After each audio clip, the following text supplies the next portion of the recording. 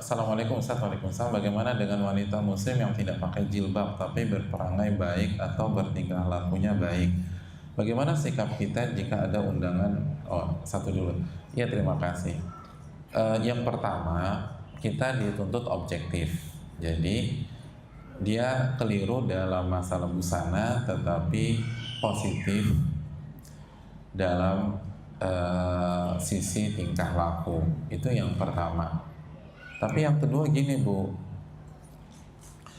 kalau orang tidak mau pakai hijab tetapi akhlaknya baik, dikhawatirkan ketika dia berakhlak baik itu bukan karena Allah, bukan ikhlas, tapi karena untuk kepentingan branding atau pencitraan diri sendiri. Jadi lebih sifatnya pribadi aja.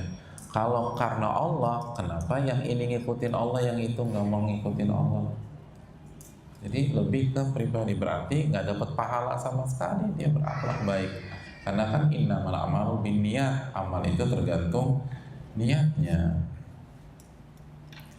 Jadi hadirin yang dirahmati oleh Allah Subhanahu wa taala,